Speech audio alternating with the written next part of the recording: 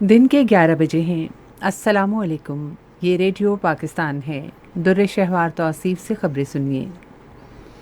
اہم خبروں کا خلاصہ۔ منصوبہ بندی کے وزیر نے کہا ہے کہ حکومت سیلاب زدہ علاقوں میں تعمیر نو اور بحالی کے کاموں پر توجہ مرکوز کیے ہوئے ہے۔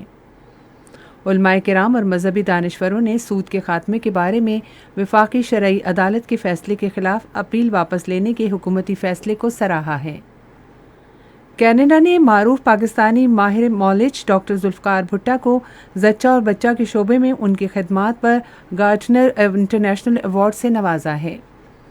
ICC T20 عالمی کرکٹ کپ کا فائنل کل میلبورن میں پاکستان اور انگلینڈ کے درمیان کھیلا جائے گا۔ اور اب خبریں تفصیل کے ساتھ۔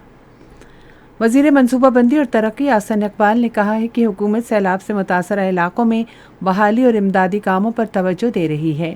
ایک نجی ٹیلی ویژن چینل سے گفتگو کرتے ہوئے انہوں نے کہا کہ حکومت سیلاب زدہ علاقوں میں بحالی اور تعمیر نو کے مرحلے کے لیے دستیاب تمام وسائل بروئے کار لا رہی ہے۔ احسن اقبال نے کہا کہ تحریک انصاف کے چیئرمین عمران خان غیر متعلقہ معاملات پر سیاست کر رہے ہیں اور آرمی چیف کی تقرری کے عمل کو متنازع بنانے کی کوشش کر رہے ہیں۔ انہوں نے کہا کہ وزیر اعظم شہباز شریف آئین کے تحت طریقہ کار پر عمل کرتے ہوئے میرٹ اور پیشہ ورانہ بنیادوں پر نئے آرمی چیف کی تقرری کریں گے۔ موسمیاتی تبدیلی کی وزیر شہری رحمان نے کہا ہے کہ موسمیاتی تبدیلیوں کے اثرات سے نمٹنے کی کارروائیاں ہمارے مستقبل کو بچانے کی ایک جنگ بن چکی ہیں۔ وہ مصر کے شہر شرم الشیخ میں موسمیاتی تبدیلی پر اقوام متحدہ کے لائحہ عمل کے متعلق کنونشن کے موقع پر ایشیا بحر الکاہل کے خطے میں زہریلی گیسوں میں کمی لانے کے لیے پیش رفت کے موضوع پر ایک اعلیٰ سطح کی تقریب سے خطاب کر رہی تھیں۔ وفاقی وزیر نے کہا کہ زہریلی گیسوں کے خاتمے اور ان کے اثرات کم کرنے کے لیے COP27 کو سرکاری اور نجی شعبے سے مالی امداد کے حصول میں مدد فراہم کرنا ہوگی، کیونکہ 2050 تک زہریلی گیسوں کے اخراج کے مکمل خاتمے کے لیے $125 ٹریلین درکار ہیں۔ اطلاعات و نشریات کی وزیر مریم اورنگزیب نے کہا ہے کہ برطانوی اخبار ڈیلی میل کو اس کے صحافی ڈیوڈ روز کی طرف سے ایک مضمون میں وزیر اعظم شہباز شریف پر سرکاری فنڈز میں مبینہ کھوٹ بٹ سے متعلق عائد کیے جانے والے الزام ثابت کرنے پر اپنی ناکامی پر قانون کا سامنا کرنا پڑے گا۔ ایک بیان میں انہوں نے کہا کہ ہم اپنا مقدمہ پریزنٹیشن کے مرحلے میں پہلے ہی جیت چکے ہیں۔ مریم اورنگزیب نے کہا کہ جج نے مقدمے کی سماعت کے لیے آئندہ ماہ کی 13 تاریخ مقرر کی ہے اور الزامات پر جواب بھی اسی تاریخ کو جمع کرایا جانا ضروری ہے۔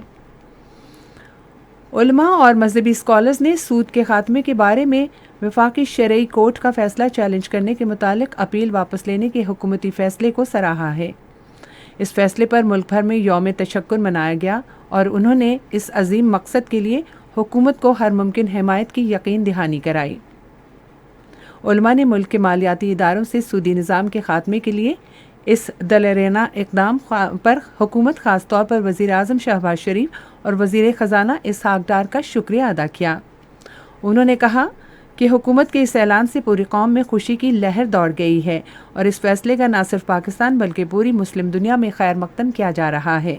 انہوں نے توقع ظاہر کی کہ اس اقدام سے پاکستان معاشی طور پر مضبوط اور مستحکم ہوگا۔ کینیڈا میں تعینات پاکستان کے ہائی کمشنر ظہیر احمد جنجوعہ نے پاکستان کے شعبہ صحت کے ممتاز ماہر پروفیسر ڈاکٹر ذوالفقار بھٹا کو کینیڈا کا سالانہ گارڈنر عالمی ایوارڈ ملنے پر انہیں مبارکباد پیش کی ہے۔ تفصیلات کے مطابق ڈاکٹر ذوالفقار بھٹا کو یہ ایوارڈ پسماندہ طبقات میں بچوں اور ماؤں کی صحت کے حوالے سے نمایاں خدمات کے اعتراف میں دیا گیا۔ اپنے ایک بیان میں پاکستانی ہائی کمشنر ظہیر احمد جنجوعہ نے ایوارڈ جیتنے پر ڈاکٹر ذوالفقار بھٹا کو مبارکباد دیتے ہوئے اسے غیر معمولی کامیابی قرار دیا جو ان کی نمایاں خدمات کا ثبوت ہے۔ ڈاکٹر ذوالفقار بھٹا آج کل ٹورنٹو یونیورسٹی میں نوزائیدہ بچوں کے شعبہ نیچرل سائنسز اور پبلک ہیلتھ میں پروفیسر کے طور پر فرائض انجام دے رہے ہیں۔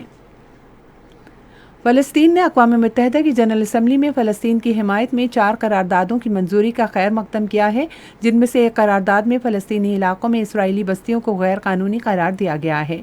فلسطین کے وزیر خارجہ ریاض المالکی نے ایک بیان میں کہا کہ فلسطین اس قرارداد کے حق میں اقوام متحدہ کے ووٹ اور اس ضمن میں بین الاقوامی حمایت کا خیر مقدم کرتا ہے۔ بھارت کے غیر قانونی زیر قبضہ جموں و کشمیر کے ضلع گاندربل کے علاقے ڈگنی بل میں ایک بھارتی فوجی نے خودکشی کر لی ہے۔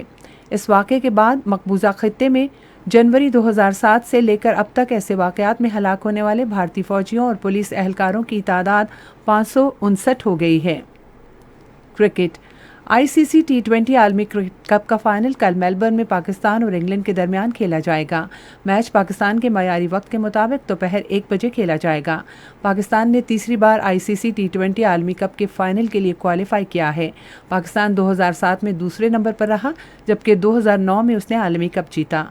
रेडियो पाकिस्तान मुल्क भर में अपने मीडियम वेव्स नेटवर्क पर मैच बराह रास्त रवां तबसरा नशर करेगा। और इसी के साथ अब तक की खबरें ख़त्म हुई। मज़ीद खबरों और तज्ज़ियों के लिए हमारी वेबसाइट है radio.gov.pk और फेसबुक के link radio Pakistan news official पर बराह रास्त वीडियो स्ट्रीमिंग भी मुलाहिज़ा की।